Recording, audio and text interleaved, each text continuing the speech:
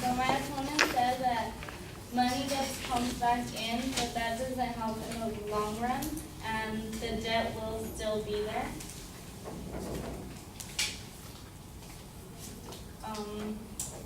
Many resources are being used trying to regulate supplemental nutrition assistance programs, and they could be better used somewhere else.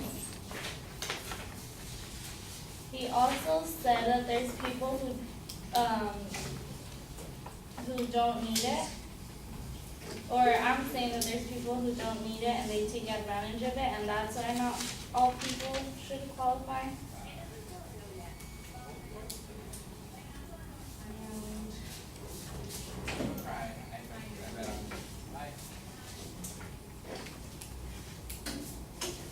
And he said that fraud is not that big of a deal, but it actually is, because SNAP Employment and Training Program was aimed at encouraging those benefiting from SNAP to find jobs.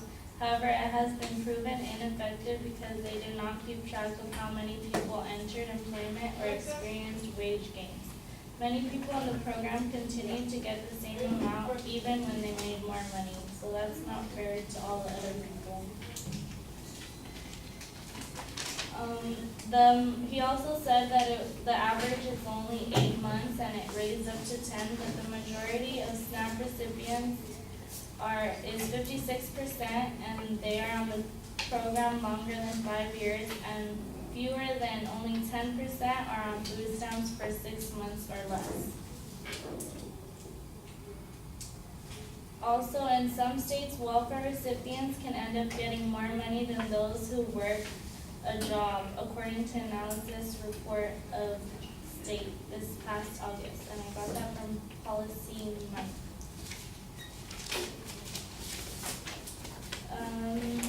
It's also food stamps are a burden on taxpayers,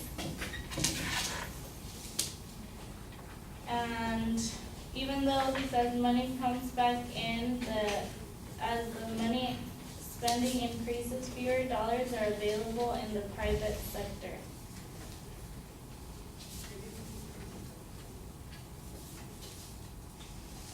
It's also hard to track fraud because the USDA does not disclose product purchases or how many total SNAP dollars are spent on each product, nor does the USDA disclose how much money retailers make off of SNAP. This makes it hard for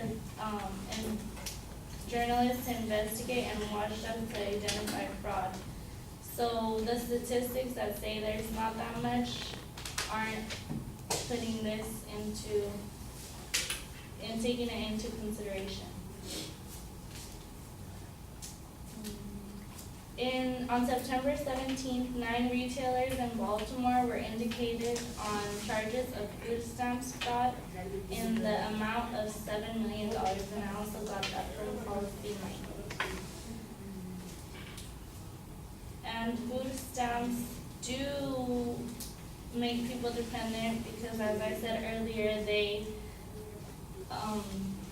are still on them even after they get a job. So either way, they're still on them and they're still spending money that we don't have.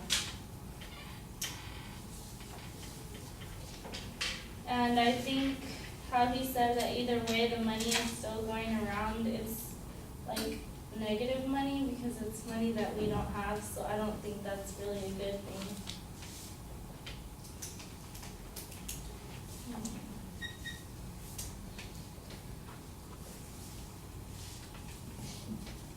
Also, food stamps contribute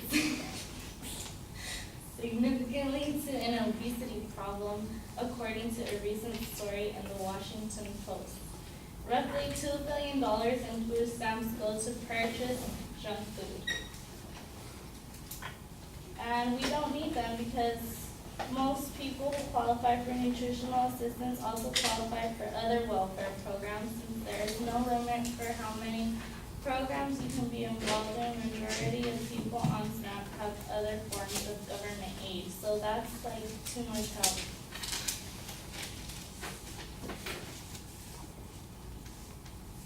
And that is all for now.